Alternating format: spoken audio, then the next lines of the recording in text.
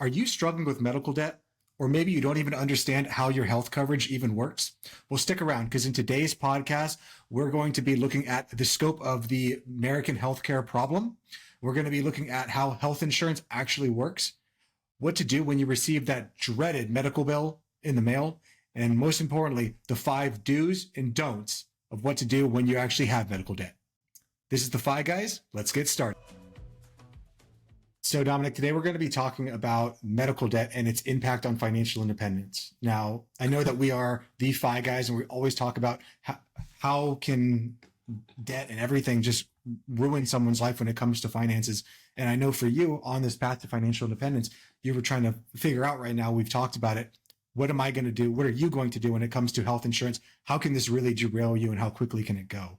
So before we even get started, Dominic, I want to ask you, do you currently have health insurance? I do not currently have health insurance. So the way it works in my family is, I was covered by my family up until I think 25. And then I guess due to like insurance laws or their insurance, they had to they cut me off, right? Mm-hmm. Legally, they had no choice, which I'm fine with. So I am in the process of looking for some new health insurance and dental insurance, which I recently learned is dental insurance is not as much as I thought it was going to be, but nope. We'll see. We'll see though. Yeah, medical insurance is by far the most expensive. Dental, not that bad. Eye insurance, not that bad. But medical insurance is extremely expensive. And, unfortunately, I'm going to have to preface this with saying that the American healthcare system is not a good system. It is, No. It just is the way that it is. And unfortunately, there's so many things we can sit here and we can complain and say, this isn't fair, but this is the world that we live in. So we're going to have to work on that. The reason we have this is that we have a for-profit medical system. So we don't have healthcare. We have sick care where we're trying to get people to get fixed when they're actually sick, but we're not trying to actually prevent them from getting there. That's so true. That's actually crazy. That's like the first aha moment of the podcast. Yeah, you're totally right though. Like if I wanted to go to the doctor and be like, hey, I want to get like all my blood work done. I want to see like, what am I missing? Like I want to be preventative. They're like, nah. We don't do that here. That's the 1% type stuff. So yeah, you're totally right. I mean, you said it's sick care, not health care. Yeah, that's the way that our system works. And then you have to remember that it's also for profit. So there's so many ways of bringing in profit, right? And unfortunately, you can't just keep on pestering one person and keep on running up their bills. So what do? What do doctors do in order to get more? They try to bring in more people through the door. So again, we're trying to rapidly move people through. With just like fitness, just like finance, just like healthcare, these things are all individualized. You can't just say like, here's this broad sweeping thing that you're going to tell everyone to do, because you and I are two very different people and our healthcare needs are two very different things. Yeah. Yeah, absolutely. And I think it's tough. And this is where, the smart finance and like, podcasting Dom versus like the dumb 25-year-old Dom clashes where I'm like, well, I'm not sick. I'm very healthy. Ironically, I have a sore throat right now. Ironically, God is playing tricks on me. But it's like, well, why do I have to spend money if I'm not sick? It's like I get car insurance, right? It's the law, but it's not the law to have health insurance. So it is now. It is now. It is now. Yeah. Interesting. But you can get away with it. I mean, it's just a tax. It's additional tax if you don't have health insurance. But a lot of people are willing to go without it. We'll talk about that. Something I want to tell you though is a lot of people think that the leading reason that people go into medical debt is because they don't have insurance or because they are underinsured. But statistically, the real reason that people go into medical debt is because they get sick. Even if they have coverage, it's because they get sick, something you can't control. Yeah. You getting sick is what leads you to medical debt. Not coverage, nothing like that. It's getting sick. Are you saying there's going to be a health podcast in the future? I don't know how we're going to relate that to finance, but we could probably figure that out. What you need to do, first off, cold plunge. That's it. Yeah, cold plunge. Every day. I'm telling you, I think the cold plunge would cure a lot of sicknesses. Just throw your body into shock. I don't know. Or do you think it's too much bro science? I think it's a lot of bro science. I mean, the reason that I cold plunge has nothing to do with the health science, like all that stuff. It's all in the even mind. If it had none of those benefits, it's the mind. It's making sure that I can do something hard every single day. Like I already do hard stuff. I wake up every morning, I go to jiu-jitsu, I do all these hard things. But, currently like our system, we don't have a rite of passage, something that's difficult that people have to go through. Mhm. So people Not like in the myself, olden like days. I try to create those hard things for me to go through every single day just to show Absolutely. that I can do it. Yeah, absolutely. Back to the podcast. Back to the podcast. Yeah. Back to medical debt. The first thing I want to talk to you about is the scope of the problem. Like, I think I've already kind of told you that medical debt is a big issue, but I really want you to understand that you said, like, why should I even have medical coverage? Well, right now I'm not sick. Well, this is the reason why. One sickness, one accident for you at 25 years old, peak of your health, can lead to financial tragedy. This can completely derail your financial independence journey from where you are currently. Like, you're currently like starting out. This could set you off way, way in the negative. So that's something that you really want to make sure that you were taken care of. Remember that sickness is the leading predictor of medical debt, not underinsurance or lack of insurance. Yeah, In fact, because you're friends- not going to have medical debt if you're not sick, right? Hopefully not. No, you I would should. hope not. Unless you have an accident. Yeah. Something that's kind of sad is that friends and family actually have in 2023 lended over $55 billion in medical debt to help their people get out of the grips of medical debt. My gosh. That's a lot of money. In fact, 37% of crowdfunding campaigns are towards medical debt alone. So the owner of GoFundMe, he's actually come out and said that the reason that they made GoFundMe was for businesses to get off the ground, not for people to try to go out there and try to get people to pay for their medical debt. But unfortunately, we have such a terrible system that the only way that people are able to even pay for their medical debt is by going out there and crowdfunding it and asking for help, which unfortunately leads to a bunch of different issues. Number one, if it all depends on your network that you're in and then how you're marketing your sickness. So maybe if you're It's so a kid with broken. cancer, Yeah. if you're a kid with cancer, then you're probably going to get your stuff paid for. But if you're just some like white dude in middle America who needs diabetes medication every week to stay alive, you're not going to get anything. No. And that's not fair. That's not a good system. But unfortunately, that's the system that we live in. So we work with the constraints that we have, right? And we control what we can control. Interesting. But- So where do we go from here? Well, I want to tell you a little bit about the burden of medical debt in the United States, just so you can have a better understanding before we get into why it's so important. So an analysis of government data estimates that people in the United States owe about 220 billion with a B in medical debt. 220? $220 billion in medical debt this year, 2024. Wow. Yep. Approximately here. I want to share something with you too, so you can see it. Let's see here. How do I do this? Yeah. Well, I don't know how to show it. It's No, you're fine. You're it's fine. okay. We can go to next. We can go to the next one, but that is pretty terrifying to think about. That $222 billion with a B is going to be just towards healthcare. And that's approximately 15 or 14 million people, which is 6% of adults, have medical debt over $1,000. 3 million people, 1% of adults, have over $10,000 in medical debt. We all know how bad medical debt can get quickly. Those are just some quick statistics. Wow. Yep. That's scary. That's scary. Yeah. It's scary to be in debt when you don't have the cash flow to cover the debt, when it's bad debt, you know? Mm-hmm. No, it's terrifying to think about how quickly this can go in here. I was able to finally pull up this screen here just so you can see it.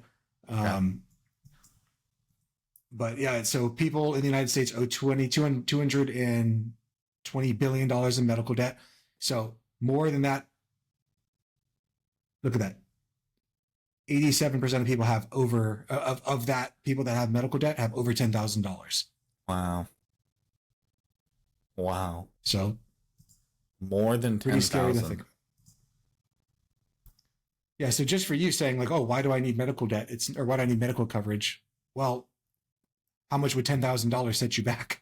It would set me back a good amount. Let me tell you, listen, I do not want to blow $10,000 right now. I don't know of anybody who wants to blow $10,000. It just does not sound like a fun time. And I can't say I blame you. No. So what can we do to prepare and to prevent this coverage? So there are some key strategies. Number one is first, we want to start saving regularly. We want to make sure that we have money for in case that emergency does come. Because unfortunately, at some point in our life, we're going to have an emergency that comes up that's going to cost that money. So that's what that emergency fund, crisis fund, that is what that's for. Number two, for you, since you are younger, a health savings account might be a good way to go, because Okay. more than likely when you do get coverage, you're probably going to have a high deductible plan Hmm. since you don't go to the doctor very often. So creating a HSA might be good. Hmm. The next thing you're going to have to do is really make sure that we get adequate insurance for you. And that's something that's really difficult to try to generalize to the whole population. What's adequate coverage? Because it's going to vary from person to person depending on their individual insurance needs. Yeah. And then once you actually do have your coverage, you have to make sure, this is the hard part, that you understand the coverage that you have in your insurance. You have to understand the coverage you have in your, so like what is covered and what's not covered, right? So like an ambulance ride or a general, like a checkup, stuff like that. Mm-hmm. Yeah. And it's effed up, right? That I have to tell you that you have to be a conscious consumer when you make your insurance cover, when you're choosing your coverage. And then after you choose your coverage, you have to know exactly what is in your network, what's out of your network. If I go to this hospital, am I okay versus going to that hospital? What happens if I get rushed to a hospital? Am I in network? All these things. It's not fair that you're the one who has that this is put on you, but this is again the American system that we have, that it's put on you, the consumer, to figure all this stuff out. Because unfortunately, the worst time that you're going to have to try to figure out all this stuff out is when you're already injured. And now you're trying to figure out not only getting over your injury, but also trying to navigate the American healthcare system. Yeah, absolutely. Gosh, that's, oh, it's like you have to be your very best on your worst day in that aspect. And that's not something anybody wants to do. They just want to be like, just take care of me, please. Here's my card. Yeah. Hopefully I'm covered. Wow. Yeah. So because someone who has like high medical debt, and that could be from an illness or an accident, often means that insurance will not be sufficient in order to cover that. So if you don't have insurance, or if you have insurance, you have the best insurance, and you have some sort of a medical issue, well, now your insurance is like, oh, we have to wipe our hands of this. And the reason for that is the hospitals, they're for-profit entities. Most of them are. Some of them are public, but ultimately they're there to make money. The insurance companies, they are for-profit entities. And then who gets stuck in the center is us, the patient. The hospital does whatever it needs to do to fix the person. They go to insurance to pay the bill. Insurance says, we're not going to pay for that. We'll only pay for a part of it. So now we, the people who got covered, are stuck in the middle, where the hospital doesn't want to have to go after the individual for coverage, but they have to go after somebody. So they end up going after you because the insurance coverage is going to say, no, I'm not going to deal with that. We're not going to cover that. Plus, we're the little guy. Mm-hmm. So it's an easy target compared to a giant multi-billion-dollar insurance company or a multi-million-dollar hospital or billion-dollar hospital. Yeah. In fact, 68 million people are uninsured or underinsured. So you're in that demographic. I'm right there. Yeah, I'm right there. Interesting. So how do you determine whether you're underinsured or properly insured? Like, what's the metric that we should be looking at? Well, the best thing to do there to make sure that you're properly insured is make sure that your deductible is no more than 10% greater than your gross annual income. So this is covering the deductible. Remember, there's going to be a whole bunch of parts here. So for an example for that, if you have $50,000 of income, your deductible should not be over $5,000. That's just number one. Number two, you want to make sure that $5,000 deductible is crazy. Is that normal? That's okay. That's crazy. A lot of people have deductibles that are or max out of pockets that are $15,000. So what are you saying when you say that? So like the max out of pocket is 15,000. Like they have to spend 15,000 before it kicks in. They have to spend $15,000 before they hit their maximum, where insurance will start to cover more things. But yeah, you can pay all that. So say you have to go to the doctors a bunch of different times. Well, now you're gonna have to pay $250 every time you go to the doctor, whatever your deductible is. Plus, if they're doing additional things, that means you're gonna have to pay out of that. So let me give you an example. Okay. And I'll speak from the heart from here on this one. Okay. Recently I've talked to you guys about that my wife and I are planning on trying to have a kid. So a few months ago, my wife came to me and said that she was pregnant. Happy go lucky. We were super excited. Well, one day she came home and she was bleeding pretty heavily. So unfortunately, we both kind of knew what it was, but we didn't want to say it. So the only thing we did know what to do was let's go to the emergency room and take a look at this and see what's going on. Come to find out that she was miscarrying. But we needed to make sure that this miscarriage wasn't going to end up at a detriment to her life, make sure it wasn't ectopic or anything like that. So we go into the emergency room. We have to pay our deductible, which we knew we had to pay. But right now, currently, we're getting all these bills for other things that they did. And only in the American healthcare system can you show up at a doctor's office hoping that all I have to do is pay my deductible. And that now you're getting hit with all these other bills of other things that they did that you weren't aware of on the back end. Like, oh, the blood work was additional, that your insurance isn't covering that. The ultrasound was additional, your insurance isn't covering that. All these other things that they had to do in order to make sure that my wife was healthy and going to be able to move forward. All that stuff is additional cost out of our pockets because our healthcare insurance, we have good insurance, is saying, oh no, all these things are different reasons for going to the hospital. So you have to hit your deductible on every single one of them. Interesting. Huh. Yeah, that's such a broken system. Yes. It's a we have an extremely broken system.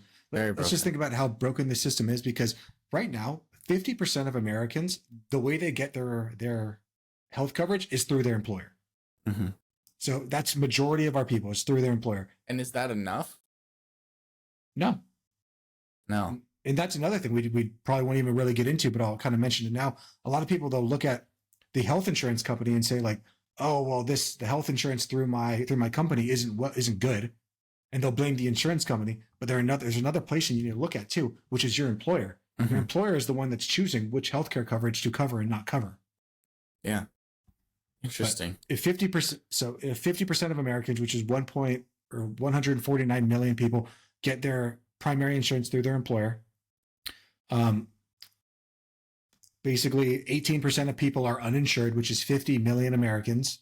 Another 50 million Americans have their insurance through Medicare, and the other 50 million is through Medicaid. Do you know the difference between Medicare and Medicaid? Not really, no. Okay. So Medicare is generally for people who are 65 or older or who have qualified disabilities. So it's government insurance, basically that you get for reaching old age or for being disabled.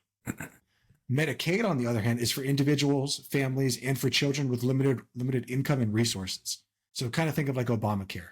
Oh, okay. That makes sense. That's what Medicaid is. Obamacare just expanded it to cover a wider array of people. Okay. But a lot of people think like if I'm on Medicare or on Medicaid, then that's okay. They're going to cover 100% of everything. But unfortunately, they don't. I know of a person who recently fell and broke their hip. They're 100% on Medicare. They're older. They're in their 80s. When they fell and they broke their hip, they thought, it's okay, I'm on Medicare. Everything's going to be taken care of. Well, when they're in the hospital, they have to get a hip replacement surgery. They're going through all of they're basically bedridden. So they're in the hospital. They have to go through all of their PT, which is their physical therapy and everything. Well, unfortunately, the medical insurance people came and said, hey, we know you're on Medicare. And just so you know, Medicare only covers 10 days in the hospital. A year? And at the time that they told for this incident, they're only going to cover 10 days.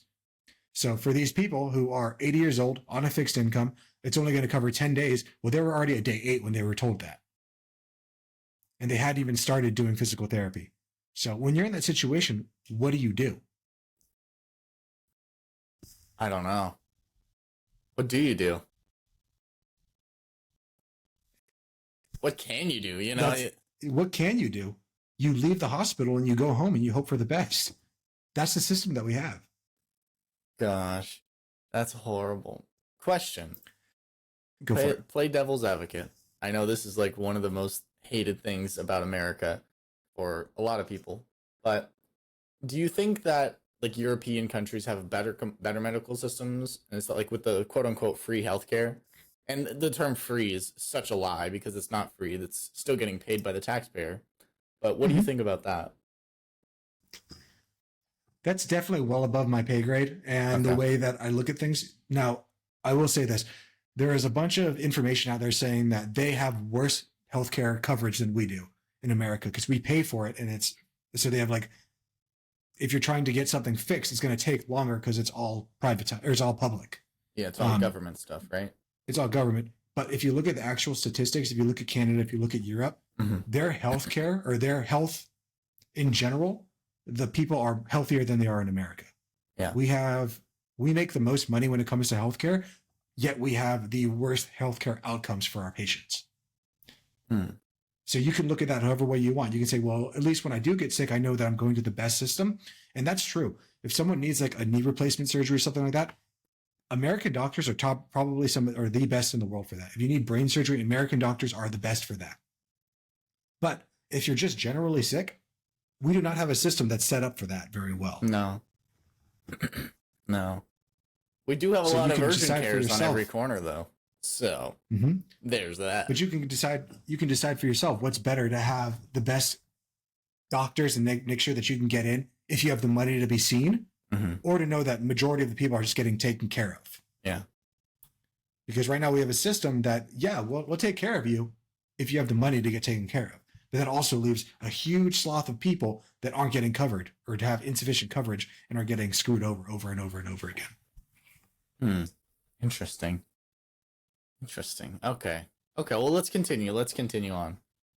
Yeah. So it's really important that you understand your insurance policies if you have an insurance coverage in general. So a lot of people, they'll say like, oh, it's okay, I'm covered by my employer, but they have no idea what's actually covered. So it's really important that you start to know your policy details. That means you have to know what your premiums are, your deductibles, your copays, your max out of pocket, who's in network, who's out of network. Do I have private or public insurance?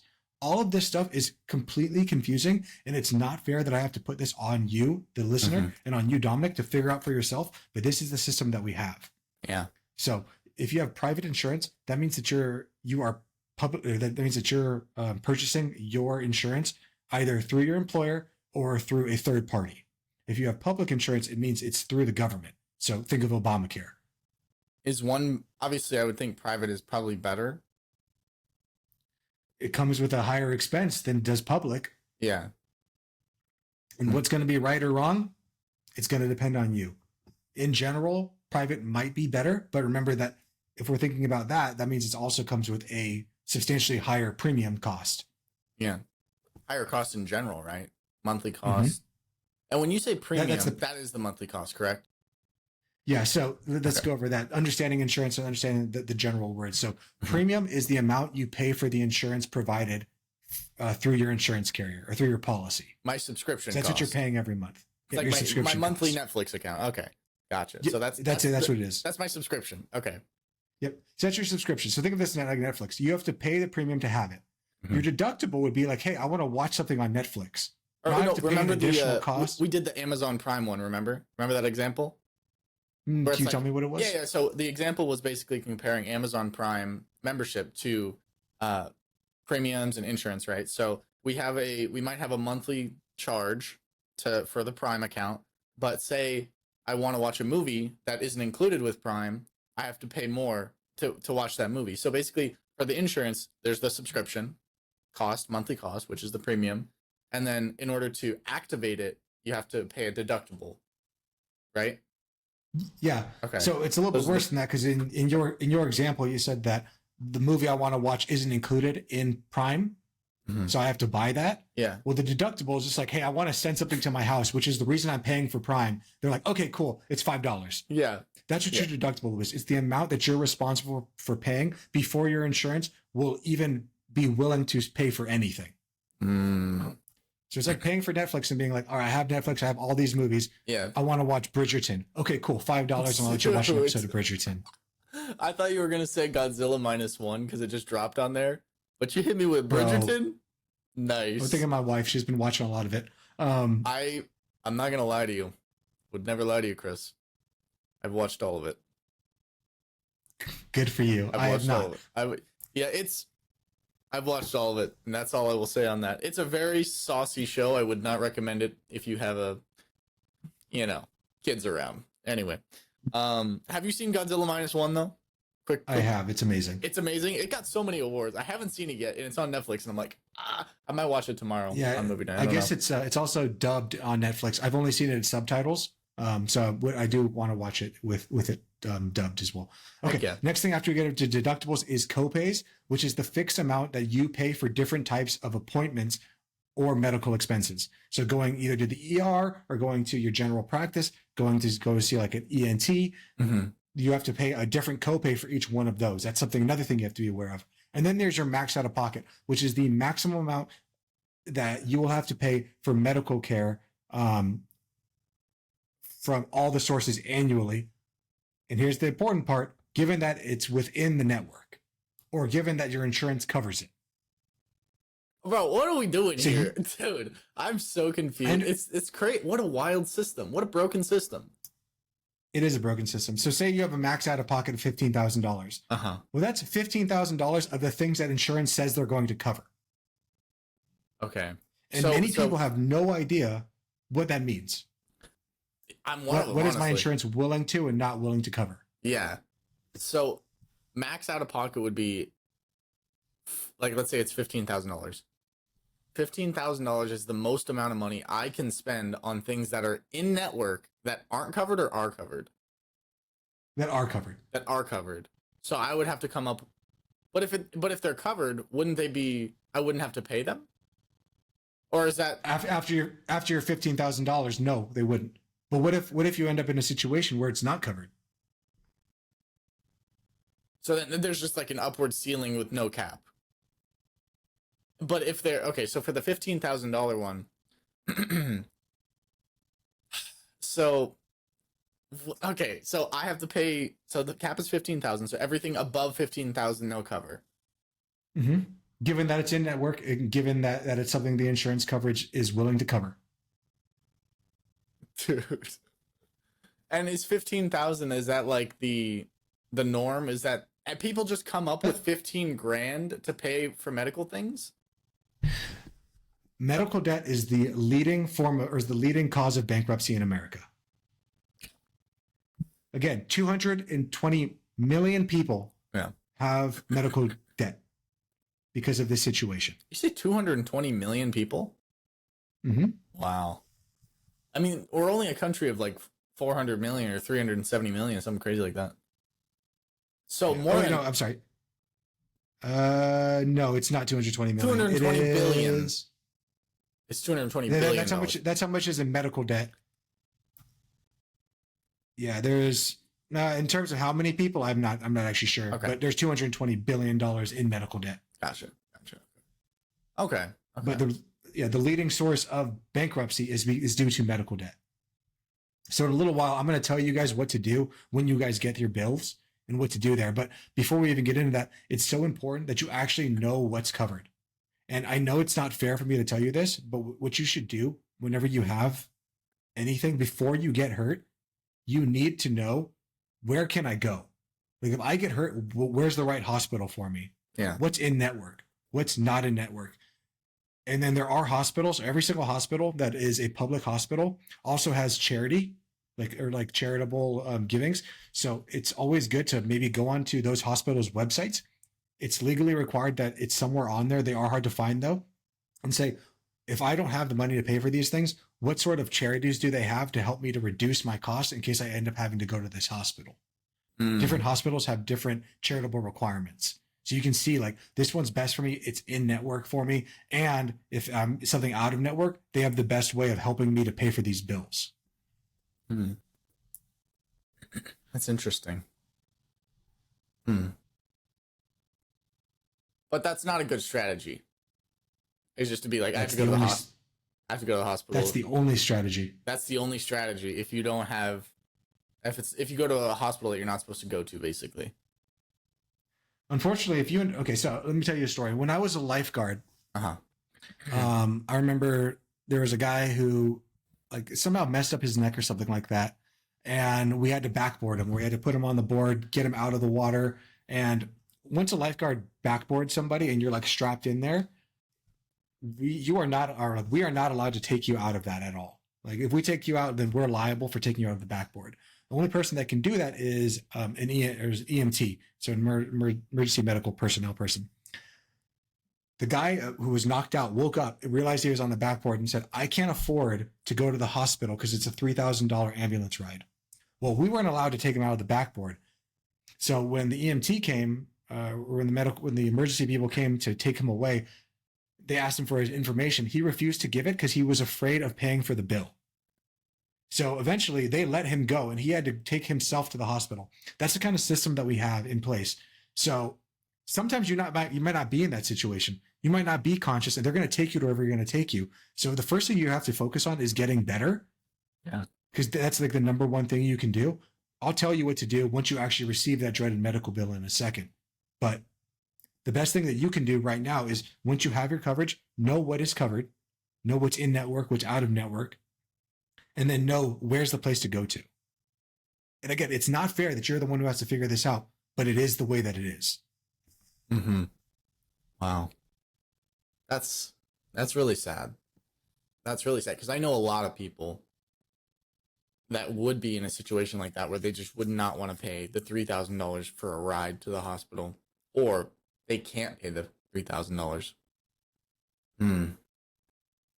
Do most, I mean, obviously probably not, but do most insurances cover like a ride to the hospital or no? Yeah, most of them do, but there's still going to be that out of pocket. And then what if they decide to say, all right, the out of pocket for the ride was this much, but while you were in there, they gave you some fluids and they did these things. Each one of those is individually is going to be paid differently. The worst part about the American healthcare system is that you go in there. There's no other place in the world that you can walk in to a store and be like, hey, I want to buy this thing.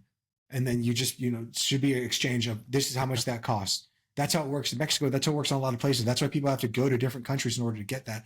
Only here in America can you go inside there and they're going to give you whatever coverage they're going to give you. And then 5 weeks later, you're going to end up getting bills in the mail saying this is how much you owe for all these different things. Because at the beginning, you have no idea what the hell's going on. You're just trying to focus on getting better, as you should. You should just focus on getting better. That's the kind of system you should have. If you're sick, we take care of you. Mm-hmm. Not if we're sick, you're worried about how much is all this going to cost. And then they're going to say like, and even if you ask, hey, how much does this cost? They're going to say, we don't know. That depends on your insurance. Yeah. So there definitely needs to be more transparency when it comes to billing. Mm-hmm. Yeah. So you're saying like when you go to hospital in Mexico, it'll be like, they'll tell you how much everything is beforehand. Yep. And that's something that you could even do here in America. Sometimes, and this is sad, it costs less money for you to tell the hospital that you don't have insurance and ask them how much would it cost for you to pay out of pocket right now or come up with a payment plan than it would be to use your insurance. What? Wait, why though? Again, the insurance company is a for-profit entity. So is most medical facilities. So what ends up happening most of the time is the insurance company ends up negotiating rate or like preferential rates for their people that are insured through them with the hospital, which typically are just marked up prices anyways. And then they end up giving you an 80% discount, which is again the same price that someone would pay off the street. So maybe there's $1,000 procedure. The insurance company is going to say, well, normally this would cost you $5,000, but we were able to negotiate $1,000 for you. When someone off the street could come in and say, how much does this cost? Medical person would say $1,000. Wow. So sometimes it does make sense. And I've done it before where I've told people like, oh, I don't have medical insurance. How much would it cost for me to just get my arm fixed or whatever? Especially with jiu-jitsu, like, oh, it costs this. All right, cool. Can I get that done? Rather than going through my insurance and dealing with the headache. Yeah. I remember this guy in high school. This is interesting. I forget what his name was. I think his name was Jason. He broke his arm and his family, his parents, they emigrated to America. They're from South Korea. They shipped him back to South Korea to get his arm fixed. And then he came back with a cast. And it was like all done because it was like free, not free, but it was free over there. It was a lot cheaper. And it's just like, that's so sad. Not from like a money standpoint, but like from a everything standpoint. It's like, that's not like a doctor's supposed to help people. Where did we go wrong? And the doctor does help people. It's the system afterwards that is the messed up part. Right. No. So growing up, again, I'm from a military family. So I had TRICARE growing up. I was very lucky in that we always had TRICARE. Yeah. But I grew up in San Diego where there's a lot of immigrants who moved here. So unfortunately, when they would get sick, instead of going to a system here, they would drive across the border to go get fixed and then have to come back. because the system's so messed up. When I finally when I phased out of TRICARE, when I became an adult and left from my parents, I have some scars on my head, and one of the doctors thought that I had these little bumps on my head, so they thought, oh, that might be like cancerous. We need to make sure we need to get those taken out and biopsied. So I ended up having to go to a place, and they ended up cutting my head open, and they ended up taking these little things out. And of course, it was supposed to all be covered by insurance because this is preventative cancer treatment.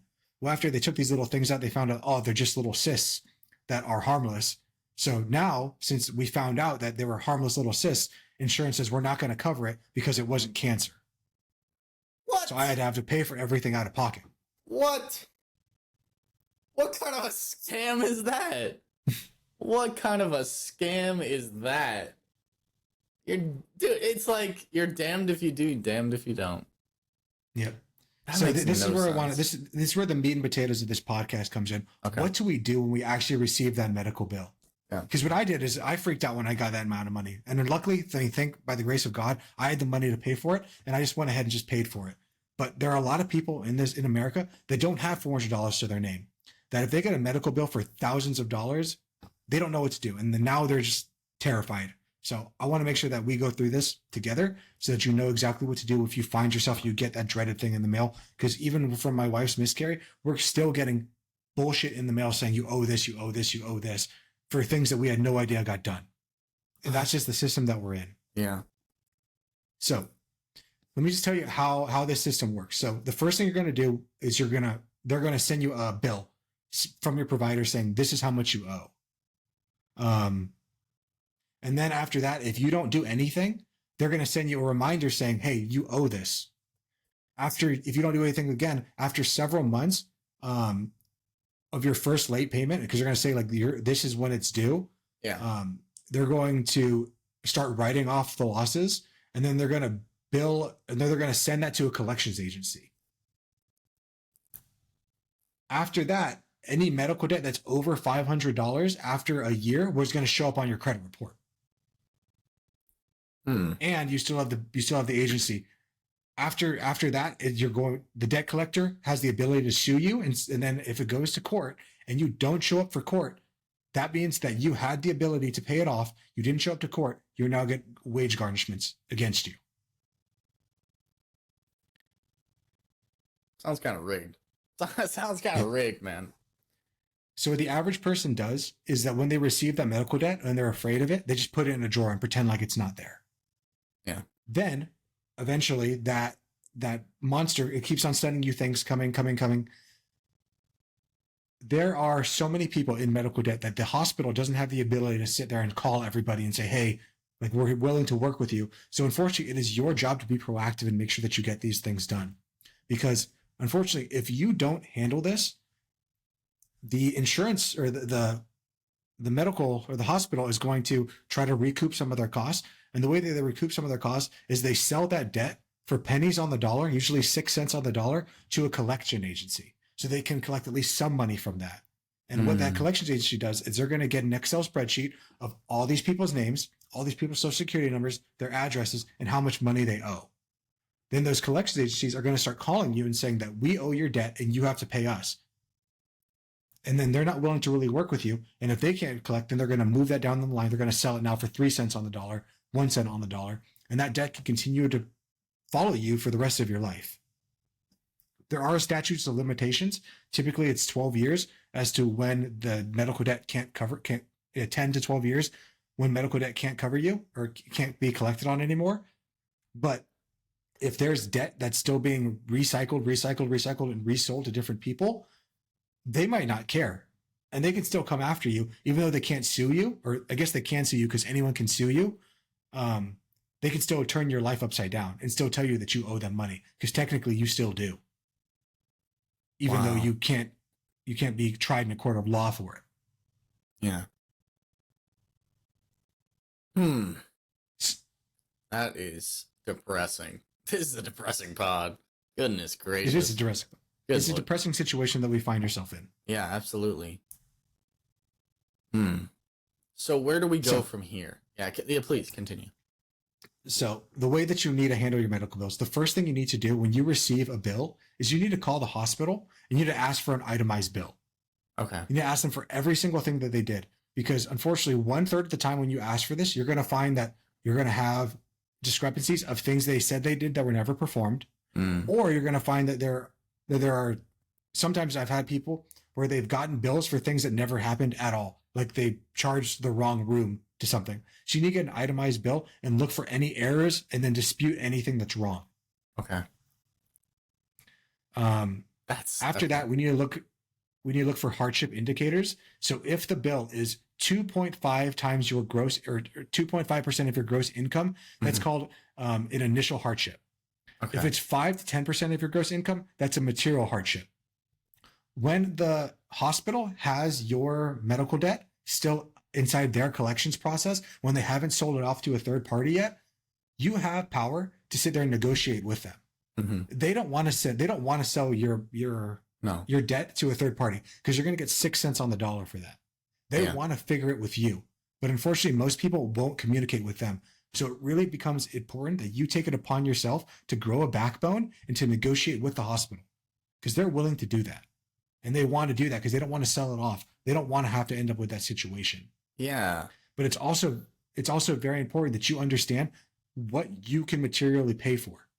Someone who's financially independent or working towards financial independence, they might be able to pay 5 or 10% of their gross income and not be in material hardship. But other people, they need to really put their foot down and say, this is how much I can pay. And you have to use those words, initial and material hardship. Initial hardship means like, okay, I can't go to the movies. I can't do these. I can't take my kids into karate. I can't do these things in order to pay for medical bills. Material hardship means I can't pay my mortgage. I can't pay my utilities. Okay. And both of them are very important. So you need to make sure that you know what your limits are and tell the hospital, like, this is how much I can afford to pay, and be willing to work with them. Wow. It's always really important that you also make sure that so you contact the hospital immediately and tell them, hey, I'm unable to pay. Is there anything that I can do to work out a payment plan with you? Most hospitals are willing to do payment plans with 0% interest. Well, that's how kind of them. Yep. You can set that kind of stuff up. But again, if you pretend like it's not real and you hide from it, and eventually that gets sent to collections, and eventually you get appointed to go to court in order to pay this off. If you don't show up, the way that the court system looks at that is that this person had the money to pay for it. They just ignored it. We told them that, hey, you have a garnishment against you. And now, of course, you're going to get served. Someone's going to show up to your house and say, like, you are served. And there's a legal way that they have to do that. If you don't show up, then the way the court looks at it is that you had a bill, you knew about it, you could have paid for it, and you refuse to show up. Now they can garnish your wages. So it's up to you to fight every single step of the process to make sure that, first off, the bill is correct, that the coverage that was supposed to be done is correct, that you negotiated with them to say, what can I do to make sure that this is handled appropriately? Can we set up a payment plan? Can we do anything? Because most of the time, hospitals are willing to write off at least 50% in order to get it done and clear right away. Interesting. And depending on your situation, you can get it down to 20%. 30%, whatever it is, of the total cost. But if you're not willing, but if you're not willing to call them and talk to them, you're not going to get any of it taken care of. Gotcha. Wow. Yeah, it's a scary situation, dude. Everything about this is just, it's kind of scary, especially for someone who doesn't have the help, doesn't have someone to coach them through it, and especially someone who just got out of the hospital for whatever reason, and they're trying to focus on their health. Now they have to deal with this because you have 30 days of honest communication with the hospital and to dispute these bills. And if you're not disputing it, and if you don't, and you have 30 days from whenever that late payment is, it's getting sent to a collections agency. Really? And now you no longer have any of this ability to negotiate on it, to settle, to figure out like a 0 APR payment rate. Like, all that's gone once it gets sent to the collections agency. Yeah. So once the debt gets sold off, it's gone. If it's with the collections agency, they're working with the hospital.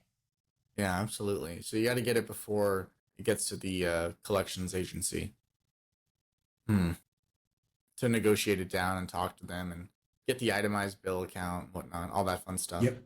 And to communicate with them. Because remember, so the hospital's going to try to work internally. They're going to try to deal with it by themselves. If they can't deal with it, after 30 days, they're going to send it to a debt a debt agency or debt collector agency. Yeah. That debt collector agency is going to start to use a little bit more like strong tactics than just sending you letters. They'll call you and stuff like that. Yeah. It's your job. It shouldn't even have gotten to this point. But if it gets to that point, it's your job to work with the debt collector and say, hey, this is how much I can pay for. Their job is now to go back to the hospital and say, hey, this is what this person can pay for. What can we do to work this out? If you let it go further, though, that's when it gets sold off to another person who is not willing to work with you. But it's even better to work with it when it's within the hospital before there's a third-party debt collector who has to talk between you and the hospital, decide what's best for you. Wow. Because the biggest thing you want to do is you need to avoid going to court. You need to avoid wage garnishments, because right now there's 1.5% of Americans who are currently facing wage garnishment in America due to medical bills. Wow. Wow. And the reason that they did that is because they ignored their bills. Yeah. Eventually got sent to collections. Eventually they got served. They did not show up at the court hearing. Since all those things happened, the judge assumed that they knew about it. They refused to pay for it, and they refused to show up. Then they had the money to pay for it. Now they're going to get their wages garnished. And that could be up to 10 to 15 to 20% of their wages are coming straight off the top to pay those bills, plus interest. So to avoid most of this, just get the health insurance. Is what you're saying. Or get a good job with good health insurance. But even if you have health insurance, you could still find yourself in this situation. Mm-hmm. So there's almost no way to avoid it besides being healthy and careful.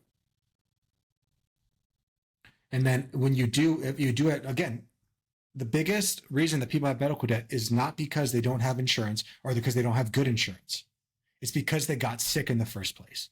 Mm-hmm. How dare you for getting sick? Mm-hmm. Now we're going to destroy your life for that. But if you end up getting sick, if you end up having a fall, you need to be proactive. You need to open up your bills immediately and see what's going on. You need to read the explanation and the benefits thoroughly of your insurance coverage. You need to communicate with your healthcare provider for assistance plans or payment plans. Yeah. You need to be the person to take that upon yourself. Don't wait for them to reach out to you, because they're not.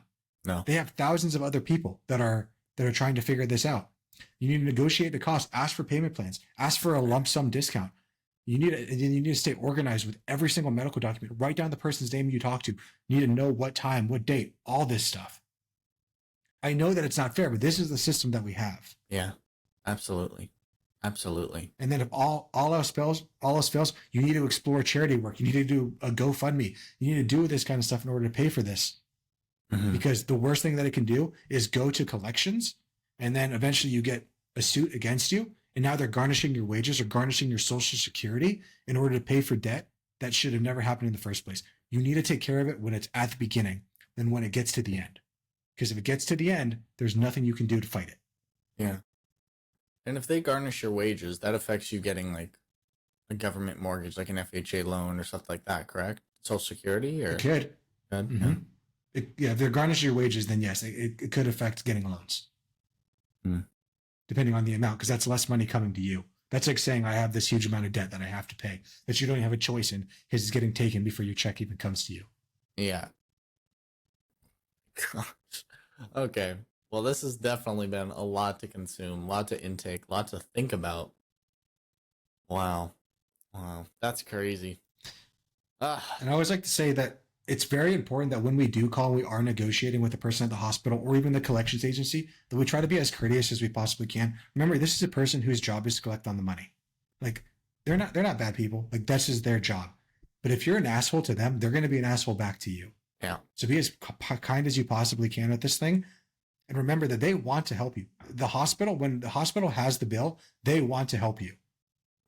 If you choose not to pay it, or if you choose to ignore it, and it ends up going to a debt collector, mm-hmm. and it ends up getting sold off to somebody else, and you can always ask that: who owns this debt right now?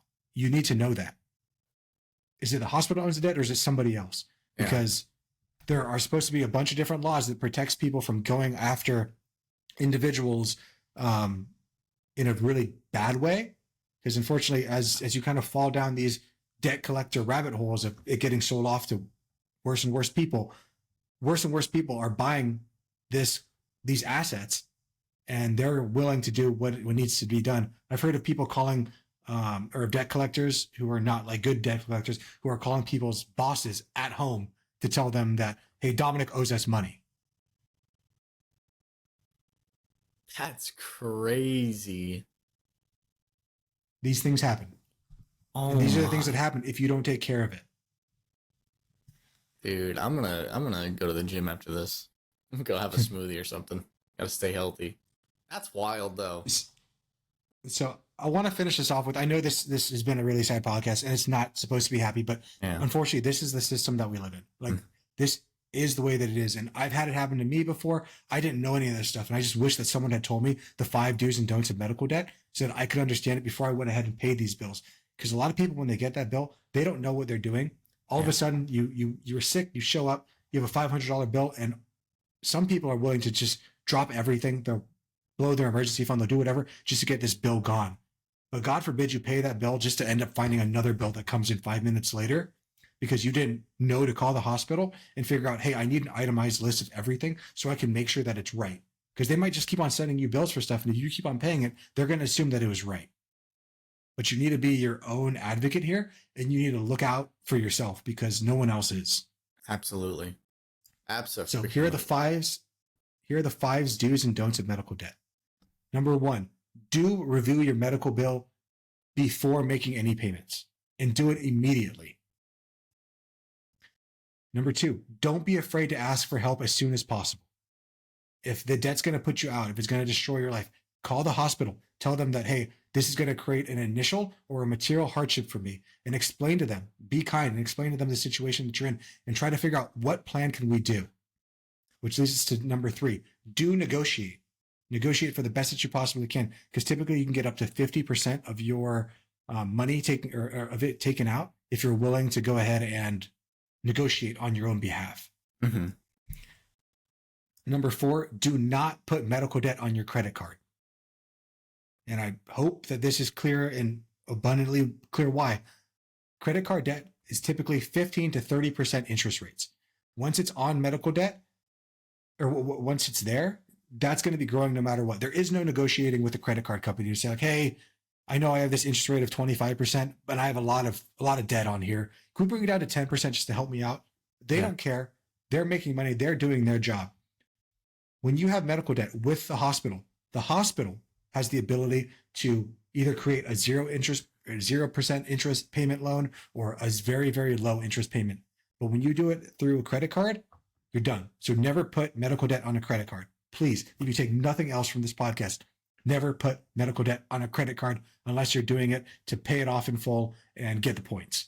Yeah, I was gonna say, I was like, what if we're credit card hacking?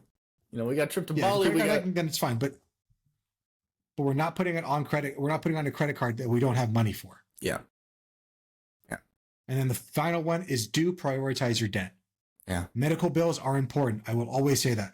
But the hospitals are willing to set up monthly payment plans to help it be more affordable. There are other debts like your mortgage, like your credit cards, like other things that they are not willing to negotiate. If you don't make your mortgage, they're going to take your house. Yeah. If you don't pay your credit card debts, the interests are going to continue to pile up. And then also remember that medical debt, it typically gives you 6 months to a year, depending on which state you're in, for when it hits your credit report. So you have 6 months to a year to pay that off, where with credit card debt, with mortgage stuff, that's going to hit your credit report immediately and affect your credit. And credit is so important in so many different ways. Yeah, absolutely. Wow. Well, I hope this podcast was informational for everybody. I know it was definitely informational for me. Wow. Goodness gracious. I don't, man. So is there a place where I can go to look for a good medical insurance? Do you know of? I would Google it, honestly, and just go down that rabbit hole. Unfortunately, you're probably going to end up with the bad thing. This is typically where a good insurance broker could come into play for you. Okay. And normally I'm not the biggest fan of like brokers, but when it comes to like healthcare brokers, they usually are very helpful for that because they're getting paid from the insurance company, not by you, in order to figure out what's right for you. So just make sure that they're acting in your best interest. Ask questions, ask every single question in the book to see what is going on. But the key takeaways from today's podcast are medical debt is a real issue in America. It just is. And unfortunately, there's not a good solution. The best solution is when something bad happens in your life, when you have that medical debt, first and foremost, go to the hospital, get yourself taken care of, focus on getting healthy. But after that, when you receive those bills in the mail, you need to make sure that you are acting intentionally and acting immediately to figure out, why is this bill here? Is the bill correct? And if it is correct, what can I do to get this paid down as quickly as I possibly can? And am I willing to be willing to negotiate with the hospital in order to get that bill taken down, in order to figure out a payment plan? Do not just ignore it and hope that it goes away.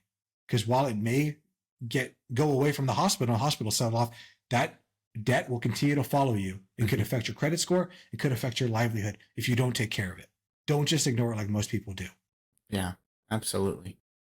Well, guys, I hope this podcast was informational and entertaining. And if you did enjoy it and you're still here, make sure to subscribe if you're not already subscribed, and follow the channel, follow the podcast, and all that fun stuff. If you're watching on YouTube, make sure to like it and comment what you have. If you have any other questions, please feel free to comment. Anything else you want to add, Chris? Yeah, I just want to go to the action step of the week, and this is kind of a big one. If you have medical insurance, please pull out your current insurance and read up on what is covered, what is not covered. More importantly, please notate which medical facilities near you are in network, which emergency hospitals are in network. So when an emergency does happen to you and your family, you know which hospital is best for you to go to, so you guys aren't trying to figure this out on the fly. Yeah, 100%. 100%. Well, guys, I hope you enjoyed today's podcast. And I'm Dom. He's Chris. And we'll see you in the next one. Yeah. Yeah. And if you enjoyed the podcast, please tell a friend about the Fi Guys podcast. Share this information. Hopefully you're not in medical debt. If you know someone who is, though, send them this podcast and let them know that we're always here to try to help as best as we can. Absolutely. And with that, we'll see you on 5 Friday Feedback. Later, guys. Later. Peace. This video podcast is sponsored by Monzon Wealth. The content in this podcast is for informational purposes only and should not be considered financial advice. We do not endorse specific products or services. Past performance does not guarantee future results. The opinions expressed are those of the host and guests, not the podcast sponsor. It is crucial to consult with a qualified financial advisor or professional who can provide advice tailored to your specific needs before making any financial decisions, investments, or taking any other actions. If you are seeking specified help, you can reach out to Chris at monzonwealth.com.